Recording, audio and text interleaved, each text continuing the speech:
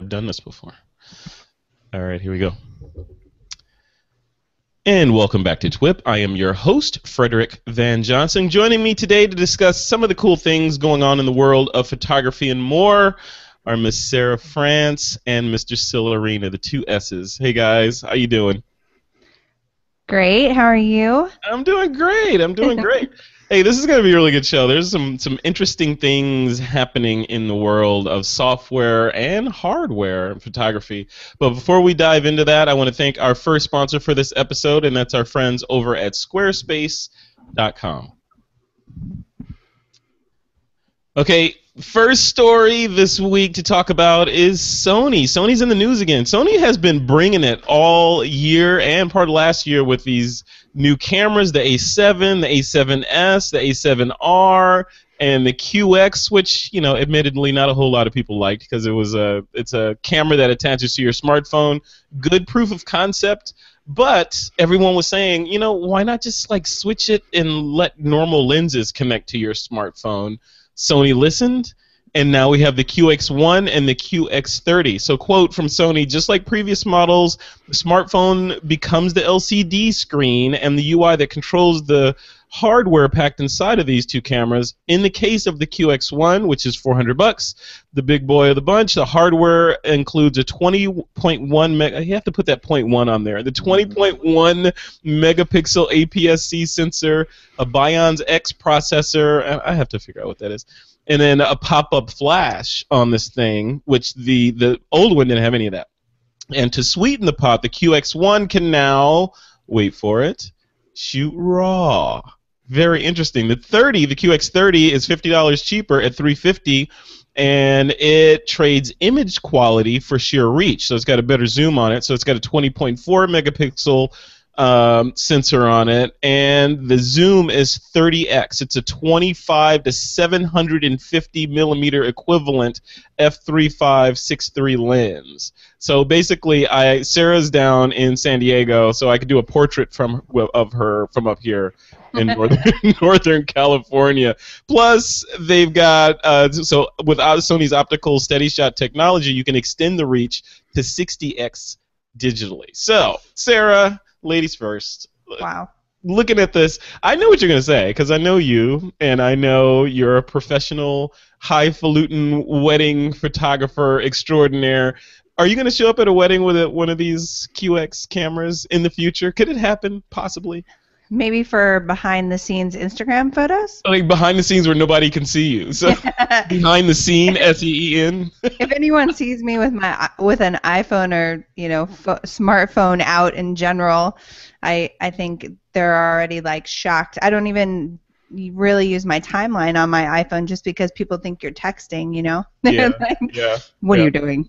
Yeah. Plus, we're always giving them such a hard time for putting away their phones and enjoying the moment as well. Right. Unfortunately, I won't be taking this to a wedding, but I do think it's pretty interesting for other uses. I mean, I actually played a little bit with the was it the XQ model, that first one? The QX, yeah. QX, sorry. Mm-hmm. A little dyslexic, don't tell anyone. It's all right. And it was really interesting. I think the most fascinating thing about these lenses, for me at least, is that like you attach them to the camera or to the phone, and so you think that it needs to be attached to the phone, but the coolest thing about them is they don't. Right. So you can actually have somebody over like watching what you're shooting, and you can have the lens and just, I mean, really, it was kind of strange because I was in a Starbucks when I was playing with it, and I was like, I'm just going to wander over here, hold this lens, and whoever's got the phone actually can, shoot or and really see what it is that I'm looking at. It was really, really a fascinating, It's process. cool. I mean, especially from a still photographer, you're used to having the lens and the technology all together, so you're not used to having it separated like that. When I was playing with the QX, one of the cool things that I noticed is you don't even have to have the phone with this thing, right? Because it has a SD card in it. Yeah. You leave your phone in your pocket off, it has a button on it. It has a shutter release button on it. Granted, you can't see what you're shooting, but that's part of the fun, right? So Right? you can turn it on and walk around and just click shutter pictures all over the place blind, essentially, and then look at them later and see what you captured. So I know. I really found it very fascinating. People don't feel like you're holding a camera because it looks like a lens, because that's really what it's built to look like. So, and because there's no viewfinder or anything like that, like it's really kind of, I don't know. I think there's some fascinating things that you could use it for. And some nefarious things, as I'm imagining the perverts that are getting on the trains in Japan, you know, that are doing things they shouldn't be doing with these cameras. That's why these cameras make sounds, right? You can't turn off the sound of this camera. When you take a photo, it makes a sound no matter what. So at least people within sort of earshot know that you're taking photos. So otherwise, it's completely stealthy, right? Because it's essentially just a mirrorless camera. So, Lorena, what about you? You're looking at this thing. You are an educator at heart, and during the day, apparently. So, when you see this camera, does this represent something that you might use with your students? Uh-oh. Syl is frozen in time. Yeah, I just thought he was thinking. I thought he was really just contemplating that question. Syl's face is frozen in like a contemplative sort of expression right there. So I don't know if he's still here or not. I don't know. But Sarah and I, while we try to get Syl back, we'll continue with you. So bottom line on this camera, is this something that you would buy or not buy? I think it's such a new concept, and from what I understand, it only connects with their phone, right? No, it'll connect with anything. Any phone? Phone. Yeah, I connected it to my iPhone. I connected it to my Android phone. I connected it to a tablet. You can go wherever you want, as long as whatever you're connecting to can run the Sony Play Memories software and has Bluetooth or Wi-Fi. I think No, it's Wi-Fi. So it'll NFC connect, meaning you can do the initial handshake pairing with the device through NFC, and then it'll then switch over to Wi-Fi. So as far as your Wi-Fi, because the camera or the lens camera, whatever, essentially broadcasts a little Wi-Fi bubble around it. So as long as you're within that bubble from the phone or from the camera, you can take photos.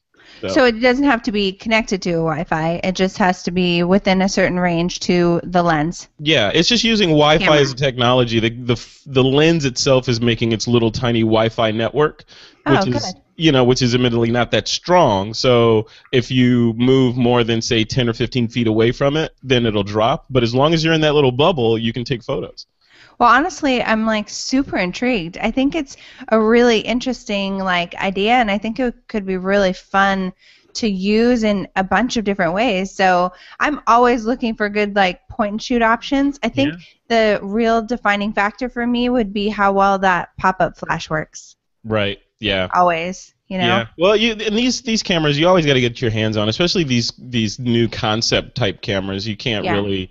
You can read about them all day long and look at videos on YouTube, but until you get it in your hands and try to take photos with it, you don't get the nuances and the idiosyncrasies of it. Well, and it's still pretty big. I mean, it's still a decent size. It's like a decent sized lens. The last version I saw was probably I would say similar to between a 50 macro and more like a 51.4 size. Yeah, exactly. Yeah. So I'm also thinking about portability is also a really, really important thing to me. But between the two, I mean, obviously I always choose a better sensor, better image than having a crazy huge zoom. So I definitely go with the QX1. Yeah, you're the pro of the bunch. So then, Sylarina, looking at this, you're back now. Thank you. No idea what happened. Syl, you had froze on a really contemplative kind of look there. We didn't even know if you were there or not. We just thought you were just thinking about something. I don't know. It all just kind of locked. I think my dog's up there jimmying with the cable box again. Your dog's downloading dog videos or something. Yeah, she loves dog videos. So what do you think about this thing? Is this something you'd use? I would love to play with it if you came by the house and brought yours. I'm not intrigued enough to go out and spend $400 on it, but here's what I love. I love the fact that it continues to push the envelope in terms of how we define what a camera does and what a camera looks like. And honestly, as long as there's great ideas coming out there, in the long run, we all win, whether I shoot this camera or not. Now, I have to say, I love the idea. I didn't realize until I was listening to Sarah talk that, like, you can detach the phone and just walk around with this lens. And, Yeah. you know, as an educator, I love that idea. It's like getting kids to let go of their iPhones anyway is like a miracle. Right. And, you know, to get them off the back of the camera, or get their eye out of the viewfinder, and just, you know, try to go do some really creative. So I could see some uses that way. Yeah. It's kind of like taping off the back of a camera and saying, go out and shoot 100 rolls or 100 shots right now. I know, which is like horror for a lot of people, right? Yeah. I can't chimp. I can't do the macaque at the back of my camera every 5 minutes. Yeah, I know, it's crazy. But yeah, we were talking when you were reconnecting. These lenses basically project a bubble of Wi-Fi around them. So as long as you're in that sphere of influence, you can take photos with them, or you can not do that at all and just walk around with it blind and click the shutter button. They have a little shutter button on them. Right. You can click the button and take photos, and of course you're not going to know what you got until you get home or back to a computer, but at least you took some photos. Right. Now, does the phone app itself allow you to control the camera manually? Can you change up aperture and shutter and ISO? Yeah, you sure can. Yeah. So if I could like run that off of a tablet, you can. You know, and have students wrapped around me watching and saying, okay, let's look at it at f2.8 and let's look at it at f16. You can do that. Yeah. You can do that. Yep. Now all of a sudden that becomes a pretty cool teaching tool. Mm-hmm. Yeah. So Sony, go ahead and send me one. I'll take a look at it. Yeah, but Sony's pretty smart with Come this. on down to San Diego. We'll just walk right in and. Oh, yeah. Perfect. They have a There's this thing drive-through. called mail, right? They could just ship it to you. And Oh yeah, I guess. I mean. Yeah, boring. and you're right. Yeah, Sony is in San Diego, right? Yeah, it's just down the street. Yeah, just walk into the lobby, tell them I sent you, and go grab it. Okay. Yeah, no, it's cool. And I gotta give Sony, credit for pushing all this stuff forward always. Yeah. I mean, we've reported on them going through their crazy financial stuff and restructuring and all that stuff.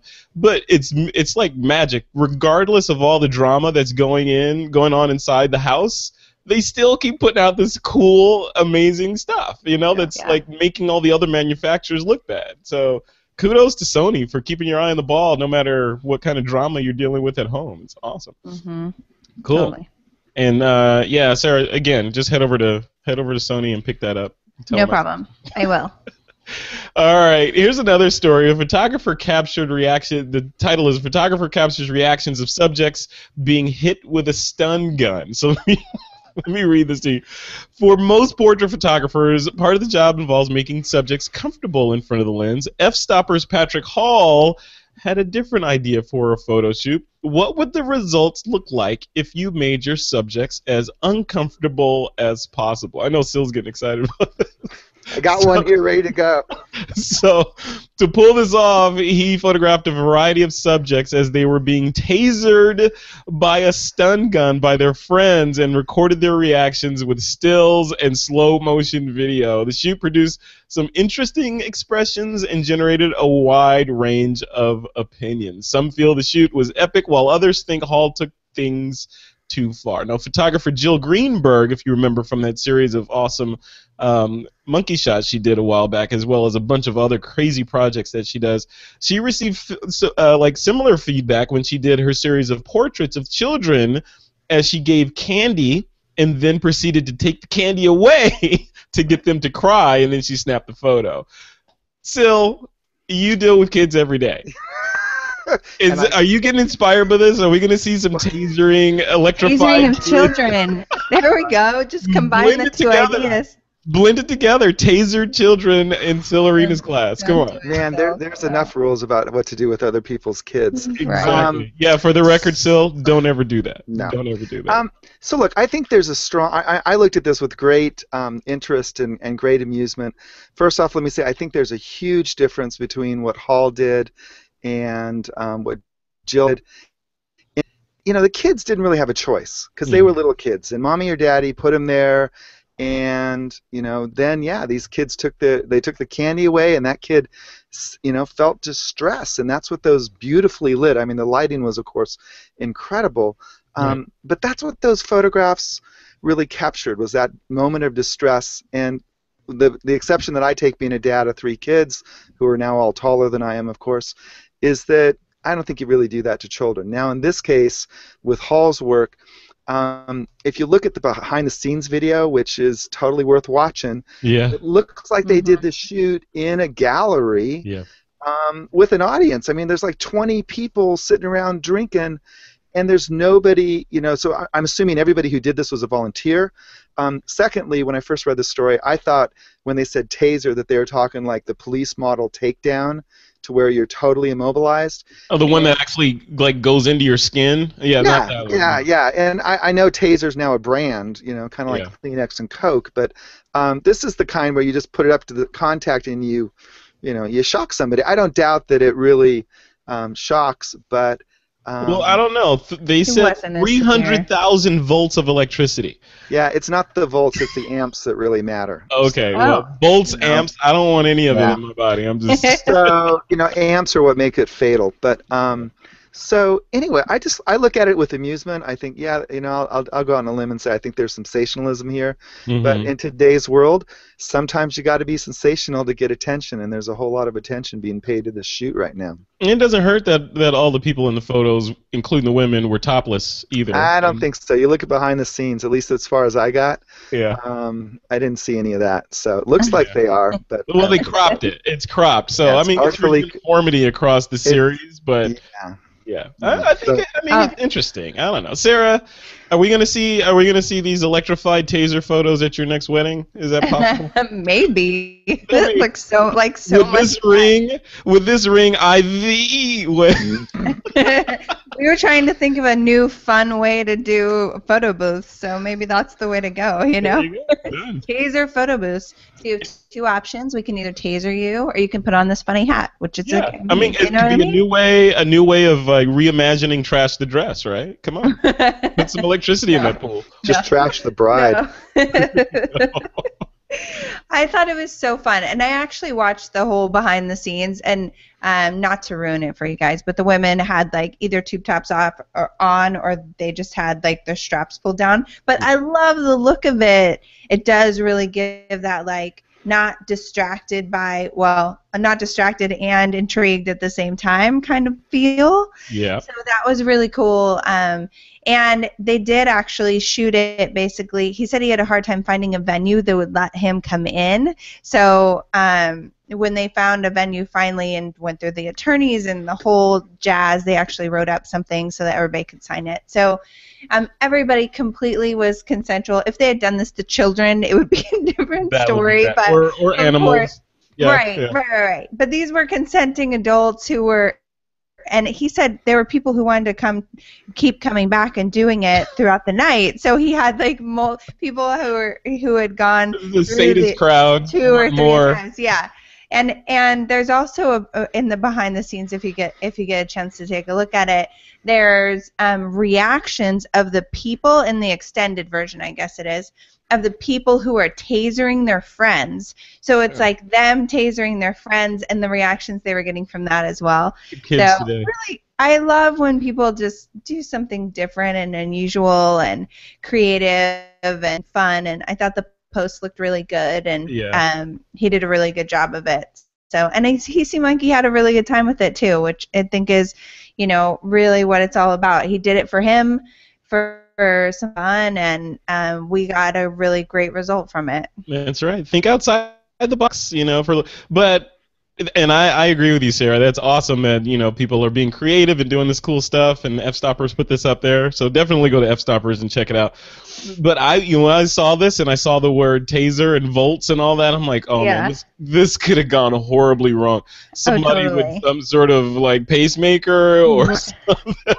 That's not the people that I think would have signed. Hopefully, I'm sure they put something in there like, if you have a heart condition, you are not allowed to do this project.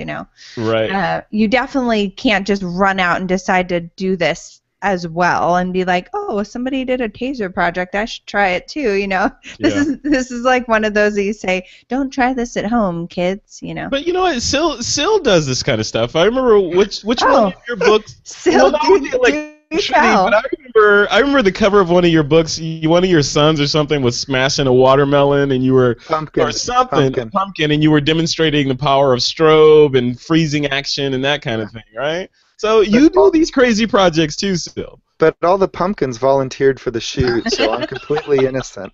Some pumpkins were harmed in the making of the feature. They signed the paperwork. I have it here somewhere. Yeah. No, I totally can't take anything away from Hall for doing something that's interesting and sensational, and but I think we all have to take it into consideration, because it kind of taken too far, then all of a sudden moves into kind of the jackass genre. Sure. To see, like how stupid can we get, and how much attention can we get for being stupid. Right. At least capturing it on I don't know. Have you guys seen the videos of the giant slip and slide in San Francisco, or the people are taking things pretty far to attention these days, and it definitely seems to be working. Yeah. But there definitely could be some backlash of people who try to do it and don't do it the right way. Well, let's talk about that a little bit. That's one of the things I had in my little notes here to bring up with you guys. And Sarah, you first. So when people are searching for projects to do, like these kinds of projects, like personal projects, how do you come up with the idea?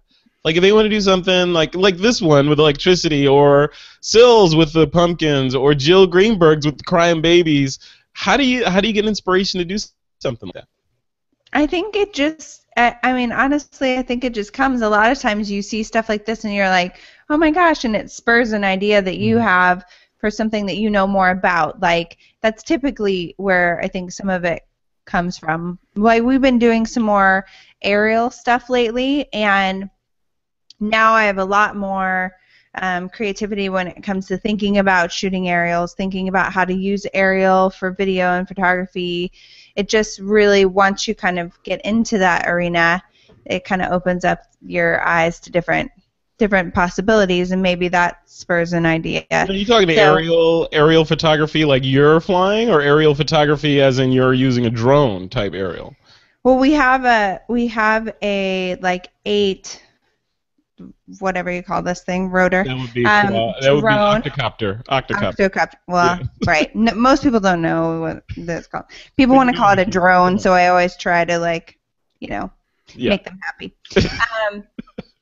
And it has a 5D Mark III on it, and we've been kind of flying around, and it takes 2 people, so we have a pilot and then whoever the camera person is, which has been me a lot lately, and just kind of really trying some different things out, seeing what works when it comes to aerial video, and still sometimes too. That's cool. But you're not charging for that, right? Because we know that is not prohibited, or that's not permitted yet in the United States to charge people for photos from drones. I'm just saying. I don't want you to incriminate yourself on a podcast, Sarah. Come on. We haven't charged anyone for anything yet, but luckily the pilot of my octocopter is also a helicopter pilot certified, so I don't have to worry about us being in areas that we're not allowed to fly, or being too high, or being too low, or being dangerous. So that's the things you really have to be concerned about. Now, Sil, what about you? When people are searching for personal projects, and I know you should have a fair amount to say about this because you have a lot of personal projects listed in your books that people can do. What do you say when they're like, okay, I need to get inspired. I got this awesome camera sitting in the bag in my room, and I haven't used it yet. How do they get a kick in the butt to get out there and do something? So I've got a little plaque, and it says 2 words. It says "Just Start" on it, and it was given to me, I don't know, I think it was 2 or 3 years ago. I opened the New Year's on Pixelate, and I said my motto for the year is just to start, because we have so many ideas rolling around our heads, and I'm going to try this, I'm going to do that. I honestly think that the average Joe shooter has lots of ideas, and what they lack is just the commitment to make mistakes. Right. It's like we just all get paralyzed by saying, I got to be better, or if I do this now, it's not going to work, or it's like, just start, just fly that octocopter with a licensed helicopter pilot, or get your son and say, hey, you want to go beat the crap out of some pumpkins with a bat in a little bit? I've got a camera idea. Yeah. I don't think it's about the idea. I think it's honestly, and I say this sincerely, in Uh-oh. Oh man, He I was was about to really say something. excited. I was really excited to hear Virgin. that It's too. just. Wait, there he is. Are you It's back back. still? We lost You you froze for a Am up. I second. here? Did I lose? When did you guys lose me? You said Right at something that, about like, sincerely, and then you went Oh, away. if only I could do this in class. Like get the kids going. We were on the edge of our seats, and you just Yeah. stopped. No, so I don't know. Maybe it's the dog again at the cable box chewing on the cord. Yeah. Um, so no, I say this sincerely. It's really a matter of just starting. It's Yeah. just put aside your fear, put aside your naivete, put aside the thought that you're going to make a mistake or you're going to look stupid because good ideas are going to work. Yeah, I agree. And the other piece that I would add on to that is, yes, absolutely, just start. But the other half of it is finish too. So Right. Oh, don't I don't know. always just start a bunch of stuff and then, because that, for me, that makes me depressed because there's so much stuff that you could do and you start all these plates spinning, and if you never finish, then you're like, oh wow, I haven't done anything and I've got all this stuff that I need to get done, and but you get this little shot of endorphins when you finish something. It's like, oh, okay, I want more of that. No, So, that's a great corollary. I'll have to get that plaque made now too. yes. Just finish. Yeah, bookends. Get bookends made. Just start and just finish, or salt and pepper shakers. Ooh, There you go. there's a good idea. You should make it. They'll go in the TWiP store, salt and pepper shakers. All right, guys. So this other story that I want to talk about is from Instagram. So Instagram, let me pull this story up here. So they released another standalone application. It's called Hyperlapse, and this new app allows you to shoot video and then select a playback speed to create a moving time-lapse video all from your phone. So in their words, quote, the app's most powerful feature, image stabilization, is not immediately obvious. The time-lapse videos have traditionally required the camera to remain in a fixed position, which is a lot easier said than done on mobile, but videos shot with hyperlapse are smoothed out and stabilized so seamlessly you could easily be fooled into thinking that you just happen to record with an extremely steady hand, all from the makers of Instagram, i.e. Facebook, on and on and on. So Sarah, did you get a chance to look at the video or some of the videos from this? Yeah. Right, cool, right? So cool. I downloaded it and tried it, of course, with my dogs. Yes, of course. Of course, because they're the most moving objects I have around the house for sure. Mhm. But it was really neat. I think that this is a really cool app, and I think this is one of the coolest things about TWiP is that you guys always find cool new things for photographers that I didn't even know this was out there. Yeah. And I'm really excited. Some of the New York one. Did you see the New York video? Or it looked Yeah. like New York. Yeah. And they were like on a subway or something. Yep. And Yep. so cool. So I think that this has a lot of potential, and I'm really excited to see what people use it for. Yeah, I mean, and so like things again back to that pumpkin smashing. Imagine that. Yeah. With this, right? So I mean, and this is a good question for Sil. So Sil, you are the speed lighter, right? So hence you freeze things in time. When you see something like this that is talking about motion over a span of time, do you get depressed? I mean, No, I love motion. I think this is fascinating, and the whole Instagram for me. Instagram's become my therapist creatively. Yeah. I blogged about this early in the summer. I jumped on Instagram. One of my kids came to me and said, "Dad, do you know you have like 600 followers on Instagram and you've never put up a photo?" And I said, "I have an Instagram account. Oh, let me go check that out." And so I started playing with it, and unbeknownst to me, I jumped in right after they launched the new UI, which to me is like, why can't I just have this as a camera capture post-processing UI? Because it's brilliant in my opinion. I've tried all kinds of camera apps, and I totally love the Instagram UI because it allows me to just finish in like 10 seconds from capture to uploading an image. I love that whole, it's like I see something, I just want to respond, I get it out there. So I'm totally jazzed about this new hyperlapse because as a guy who like has an attention span of about 6 seconds, now I can shoot, some reality and like put it down into 6 seconds and try to figure out what the hell happened. Yeah. But I love this idea. Proof-wise, like art too, man. Come on. So it's. I mean, I in reading the specs, I haven't tried it myself, but basically it gets down. You've got the ability on Instagram to post 15 seconds of video. Oh, there he is again. 15 seconds of video and still froze. So right? There he is. There Are I you go. back, Yeah. Sil? I'm back. I have no idea what's going on. So sorry. I guess I'm That's gonna okay. fire. I'm gonna fire my Ethernet company or internet That's company. okay. You said 15 seconds of Yeah, video. so you can shoot. You shoot 15 seconds of video, or you can upload it rather. So you can figure out how much you can shoot and how much you want to compress it in the app, 3x, 12x, 6x, so that it crunches down to that 15 seconds. Yeah. Again, as a photo teacher, I look at this and I go, this is totally going to drop in to my DigiPhoto class. Yeah, it's cool. I mean, these tools keep coming, right? I mean, like we were Yeah. talking about at the top of the show, Sony is coming out with all these awesome hardware tools that people can get into and experiment with, and then on the software side, this is software / cloud, right? That people / social media that people can get into and share your work as far and as wide as you want to. It's just crazy. It just keeps getting better. What's going on with photography? And I think the common denominator, Frederick, among these two stories again is that these ideas are coming from companies that aren't traditionally camera companies. Yeah. You know, they're redefining the idea or forcing us to redefine, to reconsider what does it really mean to be a photographer? What does it really mean to be a videographer? Both on the capture, the processing, and the delivery channels. Yep.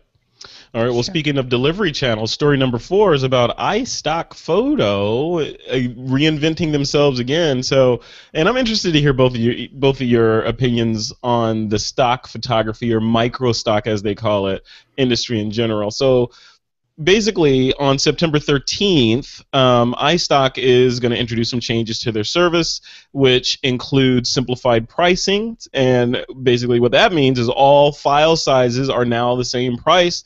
Images are going to be organized into 2 collections, basically Essentials and Signature. Essentials images and vectors, they're going to go to a credit system of 1 credit for that, and 3 credits for Signature images and vectors, and existing credits will be converted using a 5-to-1 ratio, which is kind of cool. I wish my dollars would convert that way. And credit packs and subscriptions are going to be available. So they're going in the direction of like a Shutterstock, where you go in there, you buy a subscription, you can download whatever size image you want. And I would assume that this is probably in response to competitive forces that are other services that are saying, hey, just give us some money and here's the image, get whatever you need, instead of nickel and diming me for the high res versus the low res version. Sarah, when you see an article like this about the stock photography industry, do you go in the direction of it's going away and it's in the death throes, or the other side of it is this industry is morphing into something awesome and this is the direction it should be going? What do you think? It's so hard because I don't do stock myself, and I feel like sometimes the stock photographers out there are going to be like, you don't know what we're dealing with. You know what I mean? What you talk about? What you talk about, Willis? So I'll just preface all of this with saying I don't actually sell stock photography. So I think in some cases the simplification in any sense a lot of times just really, really helps. It helps consumers. It helps the people that are selling in a lot of ways, because it allows for people to actually utilize stuff a lot easier, which is what Apple figured out in the beginning, right, with kind of everything that they've done. So I think in that case it's really good. I don't know what it essentially means for the photographers, and if that's somehow going to drop their price point or make it so that they can't make as much money. That I don't know, but economics of it, I wonder really how that works for stock photographers. And I also I've been intrigued by stock and wondering, like, how do people really make a living off of stock photography? And that is it seems like so much consistent work and creativity to figure out what needs to be out there. And because you really I really feel like with stock photography, you have to have some sort of a theme or an idea or something you want to fill, or you can't just go out and shoot leaves all day and be like, I'm a stock photographer. Yeah, that's the thing, though. That's the thing, though. I've had several stock photographers, some professional that make most of their income from stock photography on This Week in Photo before, and it seems like the general theme is just like anything else. You have to put the requisite effort into doing it to get a payout from it, and seems like some of the more successful micro stock photographers treat it as a job, right? They're looking at the calendar, they're saying, okay, Veterans Day is coming up, or Thanksgiving and Halloween, so I'm going to do shots that are topical and related to that and get those in the store, and they just do that all year long until they've built up a significant catalog of images that are kind of generating revenue on their own, building up that nest egg of money that comes in every month. So you can't just go out there and say, yeah, you know what, I'm going to shoot some leaves and upload them to iStock and then get upset when you don't make a whole lot of money. You have to approach it like you're serious about it and it's a gig rather than just a hobby. So, yeah. I just think I'm so fascinated with stock photographers and how they do that. I mean, they have huge productions that they put together of people, and I know when I was on TWiP, I think it was last time we were talking about a photographer that set up like a whole movie theater, and people were throwing popcorn, and there was just like this huge thing. I'm like, that's crazy. Like, he had that full idea and came up with it. And I don't know if he's going to be excited or upset that that iStock wants to basically like sell his image the same as somebody else's. I don't know if that simplification, what that means for them, but that would be my only like, oh, I wonder. Other than that, I think simplification is a really great thing, and I think it'll probably help iStock a lot and all the photographers who are on it. Yeah, I'll try to get an iStock photographer on, maybe Rich Legg or somebody, and maybe someone from iStock to come on and kind of demystify the whole revenue picture for us. So yeah, that would be really cool. Man, we can do that kind of stuff. We bridge the gap between the user and the company. So are you when you see something like this, what do you think? Same question I asked Sarah. Are you on the left side of it's going down the drain, or the right side of this is an evolution and now it has wings? So I thought that I would be a stock photographer like 8 years ago when I was transitioning from one genre to another. Yeah. And I worked at it, and you're absolutely right. You've got to take it as a full-time job. If this is what you're going to earn your living from, then you've got to put in the 10,000 hours to get that portfolio going. Yep. The thing that ultimately I didn't like about it, I mean, I didn't make any money of any significance, maybe like 12 cents. But the thing I didn't like about it is like there was no contact with the people who are using my images, right? You know, it's this whole. I was doing stuff, putting it up on Alamy and other sites. I couldn't get into Getty, but I was putting it out there, and then like it just was artificial to me. Before I'd been shooting on contract for editorial clients and corporate clients, and when that business was dwindling, I was thinking, oh yeah, great, I'll just go out and shoot stock because then I can just generate it and get it out there and people will license it. Well, I wasn't the only one that had that idea that year, right? Right. Thousands and thousands of people flocked to that model. This was, like I say, this was 7 or 8 years ago. Now you look at it, and yeah, I think this is just a testament to what's happening to that industry. The world is awash in images. Yeah. And the fact that, like my son was having a conversation. He's doing a college internship, and he's came to me and saying, I need some images that we can use in our website, give me a quick crash course. And so we talked about licensing models and royalty-free models and on and on. And like after 3 seconds, his eyes kind of glazed over with all these details.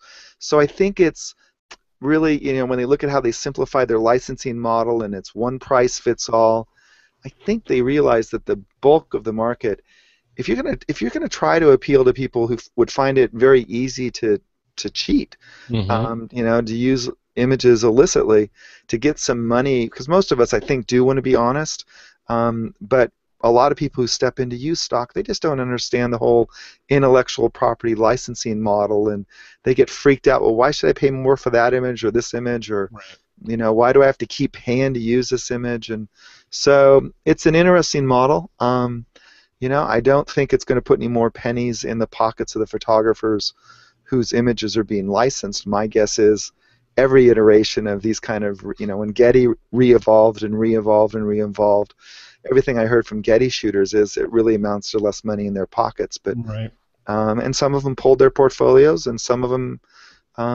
stayed with Getty through the years. It'll be interesting to see how this stuff pans out. But yeah, you're absolutely right. It's you know, from the standpoint of, yes, you have to put the effort in to get the reward out of it, and who knows what these revenue models look like, right? So we need to figure that out. But like Sarah, like you were saying, from an outsider's perspective, one of the cool things I think about stock in general, and if you again approach it as a profession rather than just a hobby, is that you can create your own assignments and get paid for them, you know? So that's kind of a cool thing where you say, you know what, I just saw this movie, I want to do kind of a Spider-Man type shoot where dude is hanging on the side of a building because that's kind of in the zeitgeist right now. So you can go out and create that, conceptualize it, hire the models, build the set, make the props and all that, and build the shoot it, put it in iStock, and start hopefully, or a stock photography company like iStock, and start generating money right away, presumably. But like Sil says, no one likes it. You never know who's going to use that, right? So yeah. You can do all this effort, and it shows up in some place where you probably don't want your image to show up. So thousands of dollars and tons of time and all of this, and then it turns out no one really wanted that Spider-Man shoot that you did. Then what? You're like starting over again. Yeah.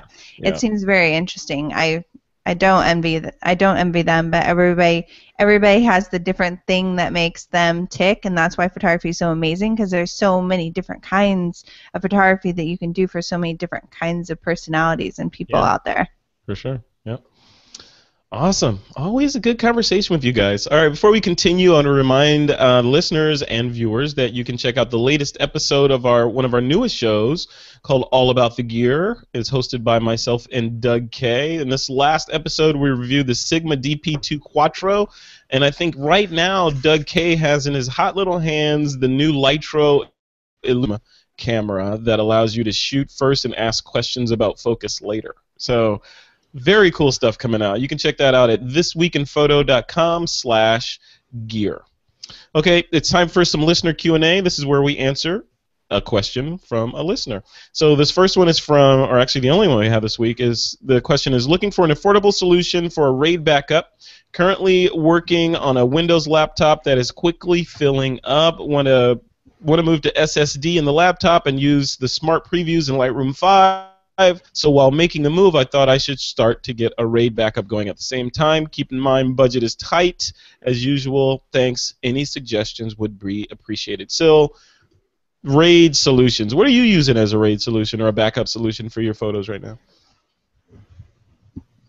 Silverina? Sorry. Oh, okay. I thought you froze again. No, I'm just practicing because it's a good. You weren't moving. It's a good technique to use. I'm going to use that from now on. Right.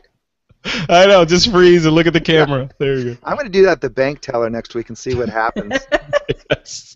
Don't do that, so. Maybe she'll count an extra 100. So look, I think there's a lot of really interesting points about this question. One is when you talk about an affordable solution for RAID, I think you have to really, and I say this again, let's see if I go off the air, sincerely, I think the affordability measure is like how much are your photos worth to you? Right. You know, I mean, ultimately, like if you lost everything right now, you know, how much would it cost to replace all of that time and energy and, you know, on and on. So that's part of the affordability thing. Now, I've got two solutions to propose that I use both. So I love Western Digital passports. That's what I use when I'm on the road. I have one of those, yeah. I have like 6 of them. Because when I'm on the road, what I do, like I was just at my main media workshop week before last. So the shots that I did there come into Lightroom and they go on to one external drive, and then that night that external drive gets backed up. So now I've got 2 of them. Yep. And when I go home, one of those travels with me carry-on and the other gets checked, right?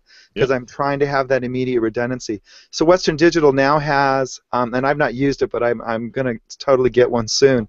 They have the Passport Pro RAID, which is actually 2 of those passports basically glued together electronically. Yep. The other thing, the RAIDs that I do have here in the studio are the Western Digital Duos.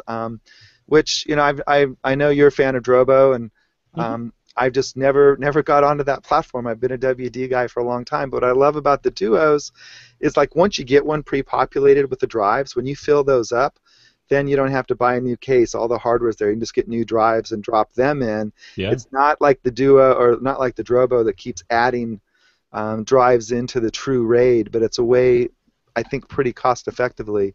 You just buy 2 bare drives, drop them in, and copy everything over, and you've got a bigger RAID now. Yeah, I love that. I did an interview with Michael Greco last week. He's a LA-based celebrity commercial photographer, and basically the gist of the interview was about his workflow solution for in a he's one of those highfalutin photographers that has an office full of minions that are doing all this stuff for him and all that, and they all have workstations. And what he standardized on there are those little caddies that you put a bare drive into, an eSATA drive into with no case, and you stick it in there, and that's what they use. That's how they transfer their files back and forth. And he's got this elaborate system where it's all backed up to a big RAID system, at night, every night. But then working drives are those little cartridge 3.5-inch drives that you stick in.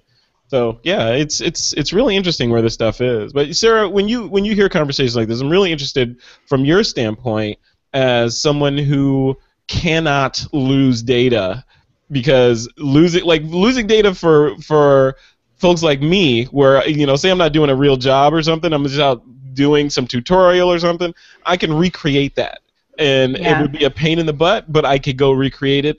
You cannot say, hey, you know what, John and Jane Doe, congratulations on the nuptials, but can you guys meet me at the church tomorrow? Because I lost all my data. You can't do that. So how do you safeguard it?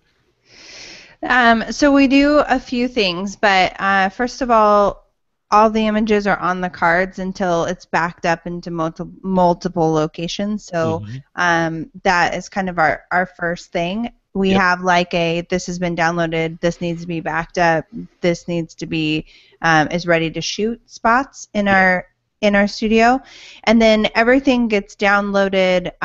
We use let me see what it's called, the G Technology Thunderbolt drive that we use for our images when we're going to be working on them quickly. So those are our current images that we're working on, and the Thunderbolt speed has been fantastic. Plus, it's a networkable drive, so we can get to it from our network as well, so we can access it from different computers. So that is kind of our first stop, and then the images get backed up to some more external drives that we have here as well. And we have, I have tried so many different types of drives and systems and all of that over the years, and really, all of them have the same issues. It's not a matter of if, it's a matter of when. And so you have to have duplication. You have to have ways of making sure that you have redundancy in your system. We also set up cloud backup as well. So we have cloud backup. We upload to a site that allows for full res download for our clients and for us, and that backs up for 10 years. So once we get the images pushed to that site, then we feel like, okay, we can rest a little bit easier. We've got 2 backups. We've got the cloud backing up our systems here as well, and we have them online and stored for the clients to download anytime in the next 10 years, and for ourselves to be able to access as well, just in case. Now, are you using for the cloud solution that you're using? Is it the Pass system? Yeah. So tell us about that a little bit. So we use Pass, and it's such a beautiful site. The clients love it. It works on your iPhone, your iPad, computers, and looks really just seamless and beautiful and simple. There's the simple thing again.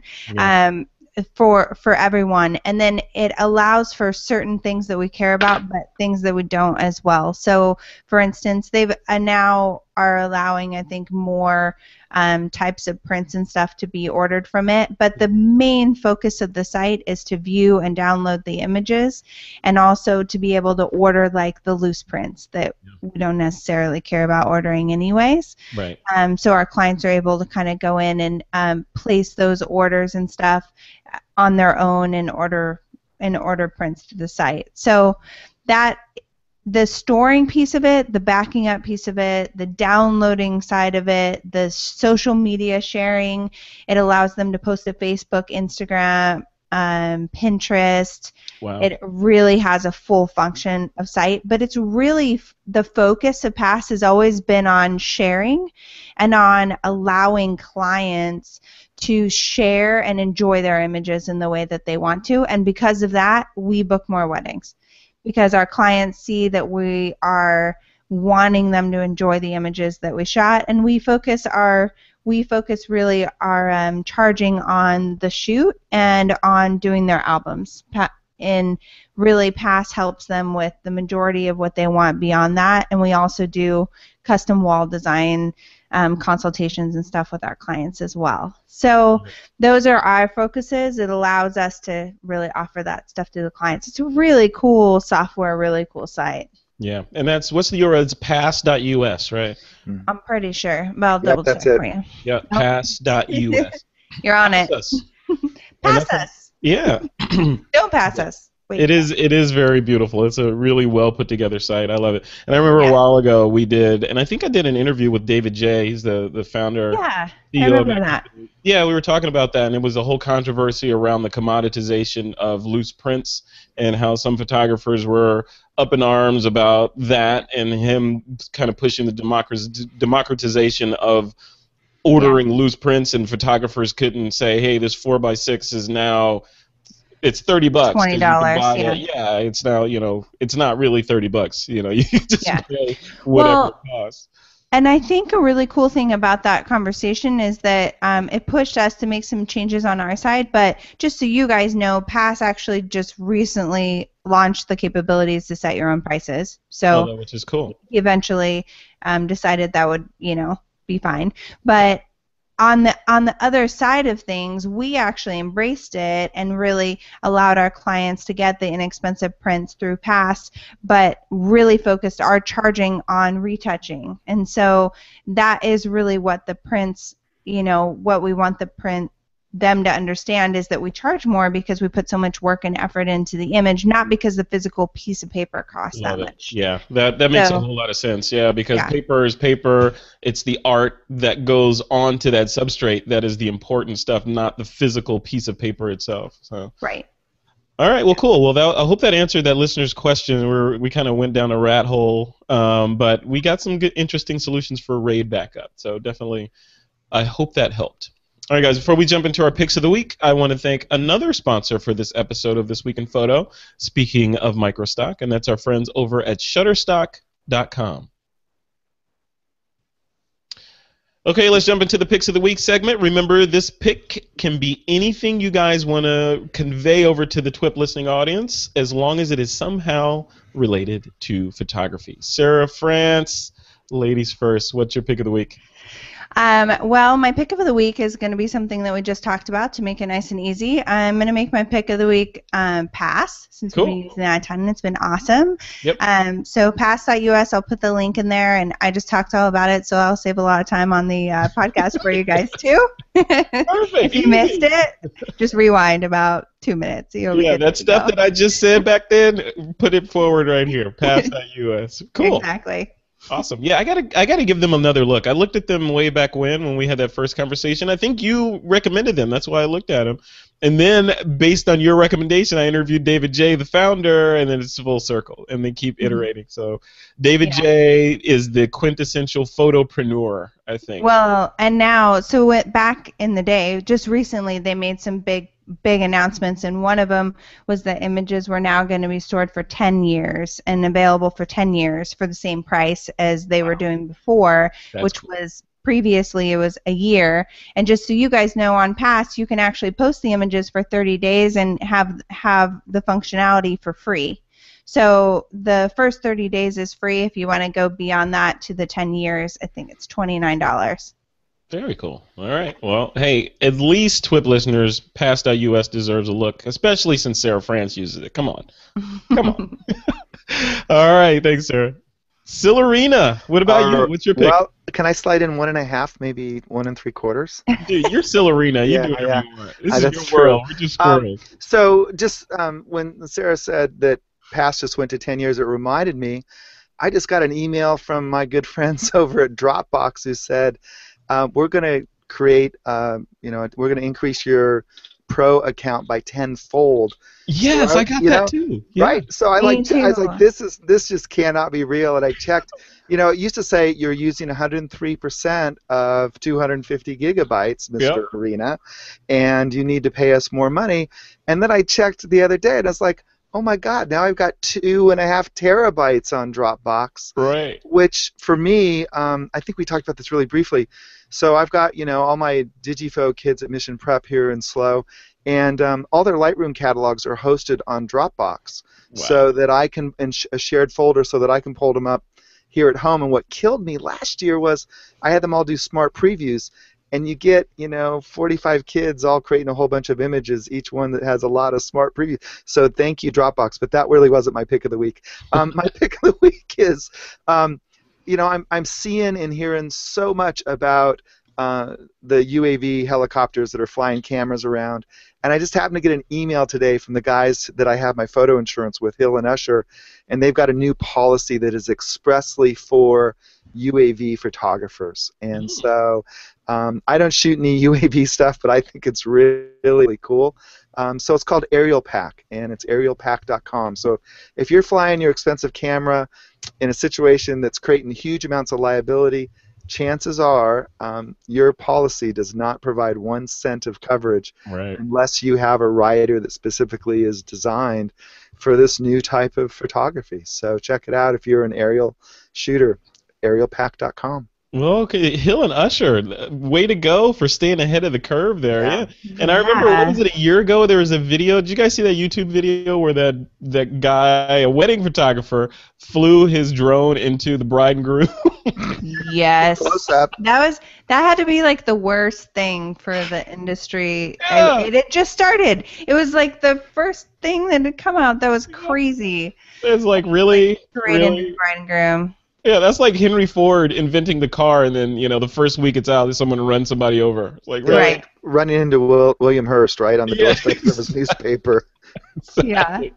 Exactly. Yeah, I'm looking at that page now, and it's the first bullet they have on there is comprehensive general liability for bodily injury and property damage caused to third parties by use of these aerial vehicles. Perfect. Perfect. Go get the insurance and fly free, right? Those little ones come out of the sky. It's not that big a deal. Octocopters, the whole story. Those are the ones. Yeah, they're flying guillotines. Not a good look. Yeah, especially in a white wedding dress. There, not good. Not good. Cool. Keep it away from the bride. Keep it away from the bride. Yes. Cool. So that's a perfect pick. Both of these are good. Pass.us and Aerial Pack Insurance from, was it? You can just go to aerialpack.com, right? Or that's it. Aerialpack with a K. Yep. Cool. All right. And my pick, you guys went with services and online stuff. I went with a piece of hardware that I had my hands on. I had to, Panasonic let me borrow it. I had to send it back. But it was a 45 millimeter f2.8 macro lens for Micro Four Thirds, $900 roughly, or 800 and change on Amazon. And I gotta say, this is one of the sharpest lenses I've ever used in life in my short little time on the planet. Really sharp, little compact lens. Is about the size of like a 50, like Sarah, like a 50 1.4 is about that size, but it's a 2.8 macro, and you could get, a couple millimeters away from the subject in macro mode, and I think I filled up. This lens is so cool. I filled up the entire field of view with the command key on my Mac keyboard. So I was able to get that close and fill up that much. So that's huge, So I think it's on my Christmas list. I think I'm gonna have to get that 45 millimeter f2.8. I just have to scrape up that $900 to get it. But it's a really, really nice piece of kit, especially if you're shooting Micro Four Thirds and you need to round out your kit with macro, which kind of changes the landscape a little bit. Plus, it's an awesome portrait lens because it's 2.8. You get that bokeh that people are so bokeh, whatever, that people are so adamant about having in their photos. So definitely check that out. All right, folks, we are at the end of another episode of This Week in Photo. I want to thank our two sponsors for this episode. That's Squarespace.com and Shutterstock.com for helping us get this show out. Without them, the show would not be possible. Sarah France, what's coming up with you in the future? What's on your radar? What are you up to? Well, we're heading out to New York again for another wedding, so I'm super excited for a TWiP listener, actually. I think I mentioned it last time, but I'm really excited to go out there and enjoy the city. It's going to be in November, so it'll be a little bit chilly, but we've been kind of doing all that, and we are just shooting like crazy. So this last weekend we had all three, myself and my two photographers who work for me as well, all had weddings on the same day, which was really fun. It was so great to have all of us shooting and the whole team, plus the addition of some of the aerial stuff. So if you guys want to check out some of the aerials we have there, you can go to the Facebook page if you want. It's called Skyrat Media if you want to check out that. It's just getting started. And then you can always go check out my website. France Photographers includes all three of us lovely ladies, and sarahfrance.com, of course, is where you would find me. But that's pretty much the latest and greatest in what we got going on. It's hot and heavy here in our wedding season. Yeah. I'm surprised you had time to do this show. So you are. Well, I don't know what day of the week we think it is, but it's a weekday. It is a weekday. Yes. People get married on weekdays. Come on. That's true. That's true. You're like, not my brides. They don't. No, Saturdays and Sundays, maybe a Friday. Cool. Well, awesome. Congratulations. And I'm so proud of Sarah.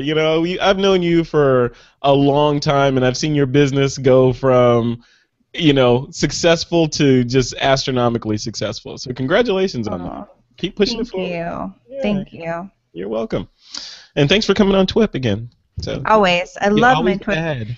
I love being on TWiP just because all the interesting conversation, but also I just love the TWiP listeners as a whole. It's such a cool, techie group of people that I'm just always interested to meet them and talk with them. So it says a lot for the show, the kind of audience that TWiP has. Yeah, them's my peeps. Yeah. Be good to them. Be good to them. Thank you. Yes, them's our peeps. Yes. All right, Silverina, what about you? What's up in the Silverse? Workshops, Maine, what's going on? So summer workshop season is over. Had great weeks in Montana and Faye and at Maine Media. That was just a joy. Big thing for me is I'm kind of rounding the final, 2 curves, maybe not the final curve just yet, on the second edition of Speedlighter's Handbook. Yes. And man, I got to tell you, when I originally thought this through, I was like, yeah, I'll do this, add in the new chapter or 2 on the radio speed lighting gear. And, Ted was like, my editor at PeachFit was like, yeah, just polish up the old stuff. So I started off, like, yeah, sure, he won't figure that out. So the reality is, I'm reading what I wrote 5 years ago, and my workflows have changed so much that this is, while it is a second edition, you could almost, give it a new name because there's so much new material in this book. Yeah. And I got to say, I'm really excited because I look at what I did 5 years ago and like all these workarounds I would come up with in ETTL, ITTL if you're an Iconian, and now, I shoot it straight up in manual flash like 90% of the time. Yeah. And my life is so much better. It's called evolution, Sil. Yeah, it's evolution, revolution, whatever it is. And so anyway, I'm really excited about this book. At first I was like, yeah. But once I got into it and began to articulate how I've been shooting for the last several years, and I see and take this content to workshops, right? And you beta test it on these guinea pigs who can't go anywhere, and they get it, and it's like, oh my God, this is so much easier to do now. So I'm going to be finishing the book hopefully in the next 2 months, and Peach Pit is magical. We'll see this book. If I get it done by the 1st of November, we'll see this book in bookstores by the end of the year. So I'm excited about that. Well, congratulations. Yeah, thank you. Books out. And then it'll be time to start on the next one, right? See, when you put out, I remember when you put out Speedlighter's Handbook, you put so much effort. You put literally blood, sweat, tears. Yeah. Your hairline went back a centimeter it used to be or two. You know, it used to be down here, now it's way Yeah, back there. right. You know, and you even got sick or something from working on that book. Yeah. I You blew were out. out of commission. I got all dehydrated and blew out, one of the discs in my back, which I didn't realize that whole like spinal thing is lubricated with water. Go figure. Yeah. If you get really dehydrated and Turns out your stressed, whole body runs on water, by the way. pretty So much, I'm working it through. Hip bones connected to the thigh bone thing. yeah. No, and this round is more sustainable. But it's still hard work. Everybody goes, oh, it must be so great to write a book. It's like, you have no idea. Yes. That's all I'll say. It's like, you have no idea. You like flogging. Have you heard of this? Yeah. It's the hardest work I've ever done. But for me, I'm so fortunate. It's got such long coattails. I get emails not every day right now, but every week for sure from people who've connected with me through the book or, because of the book, saw me on the web somewhere. So yeah, and I think that stuff, that's a good way to end the show, because that has been kind of the theme of this show, right? I mean, anything worth doing takes a heck of a lot of effort, right? And that's what separates the Sarah Francis and the Silarinas from the rest of the pack. And the rest of the pack generally looks at you guys and say, wow, you guys are so lucky and so talented. And while that may be the fact, the other variable in there is just incessant hard work, right? And showing up and doing the work, getting it done, and messing up, and then dusting yourself off, and you keep going, you don't give up. So that's why you guys are where you are.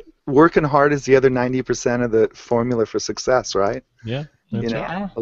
It's just hard work, and you absolutely have to do that. Just get up and go back at it. Yeah.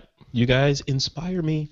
Yeah. All right, cool. All right, and folks, if you want to follow me, you can check me out at thisweekinphoto.com or my website at frederickvan.com. And with that, it's time to take that lens cap off.